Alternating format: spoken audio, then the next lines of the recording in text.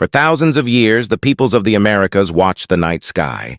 They tracked the movement of the sun, moon, planets, and stars with remarkable precision. But what if, centuries before Europeans crossed the Atlantic, something in the sky answered back? What if Native Americans made first contact with an alien civilization? Our alternate history begins in the year 1327.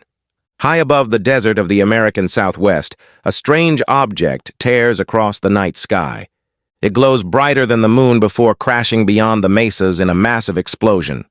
Several nearby communities send scouts to investigate. They expect to find a fallen star. Instead, they discover a broken metallic vessel buried in the earth. Its surface is perfectly smooth. It has no visible seams, wheels, sails, or openings.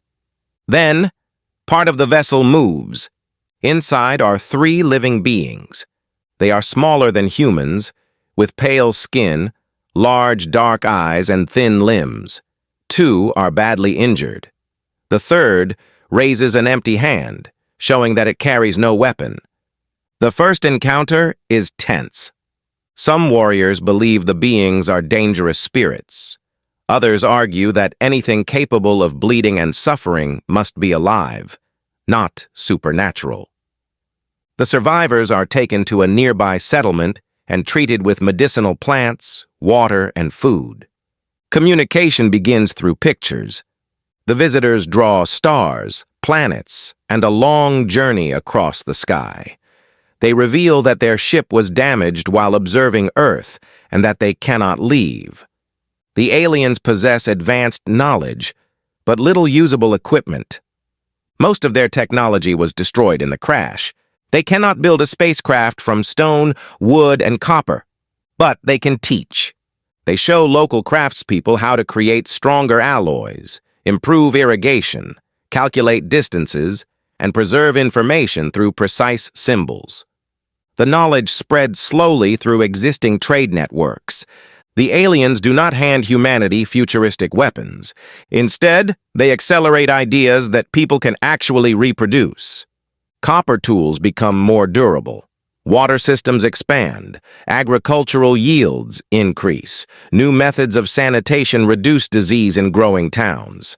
Most importantly, the aliens introduce a written system designed to represent many different languages. Information can now travel without depending entirely on memory or oral tradition. Over the next century, a powerful network of cities emerges across the southwest and central Mexico. It is not a single empire. It is a confederation of nations connected by trade, shared scientific knowledge, and councils that meet to discuss the visitors' teachings. The aliens become known as the Sky Travelers. Only one survives beyond the first decade.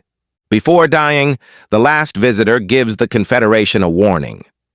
Others may eventually come looking for the missing ship, and not all of them will be peaceful. That warning changes everything. Observatories are constructed on mountains and temple platforms.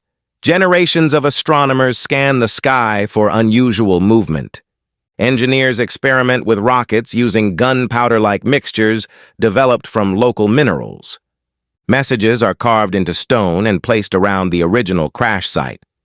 By the late 1400s, the peoples of the Americas are technologically different from those in our timeline, but they are not invincible.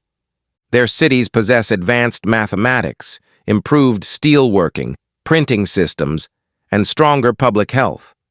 They still have rivalries, wars, political struggles, and unequal access to knowledge. Then, in 1492, European ships arrive in the Caribbean. The encounter shocks both sides. Columbus expects to find isolated peoples who can be easily conquered. Instead, he meets officials carrying printed documents, metal instruments, and detailed maps of the stars. News reaches the mainland quickly. The Confederation understands that the newcomers possess ocean-going ships, firearms, and unfamiliar diseases. Rather than waiting, its leaders act. European crews are isolated and examined before entering major settlements. Clothing and cargo are disinfected. Travelers are quarantined. Epidemics still occur, but the response is organized. Millions may survive who died in our timeline. The Europeans also discover something they did not expect. The Americans know that Earth is only one world among many. Missionaries struggle to explain humanity's unique place in creation to societies that possess records of beings from another planet. European monarchs are fascinated by rumors of alien technology. Spain launches expeditions to seize the crash site. But conquest is no longer easy. When Spanish forces enter Mexico, they face fortified roads, disciplined armies, printed intelligence reports, and alliances prepared for foreign invasion. Horses and guns still provide an advantage, but not an overwhelming one.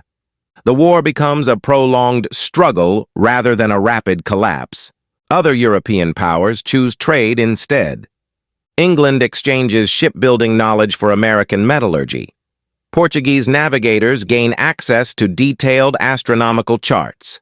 American scholars travel to Europe, where their descriptions of extraterrestrial life cause a religious and scientific crisis. The Renaissance accelerates. The question is no longer whether Earth is the center of the universe. It is whether humanity is alone, and whether the aliens will return.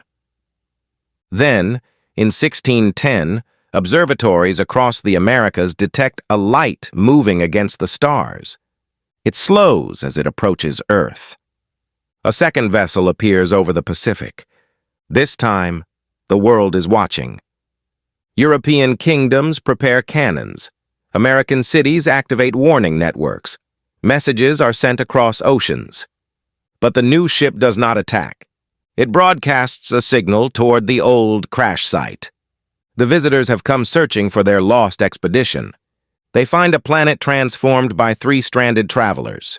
Humanity has not reached the stars, but it now possesses something just as important: proof that the stars can be reached. From that moment forward, the greatest competition in history is no longer over territory, gold, or religion. It is the race to become Earth's first civilization capable of answering the aliens as an equal. And the center of that race is not Europe. It is the Americas.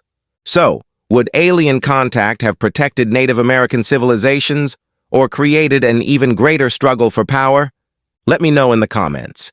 And if you enjoyed this alternate history scenario, subscribe to What If for more stories about how one impossible discovery could completely rewrite the world. Thanks for watching.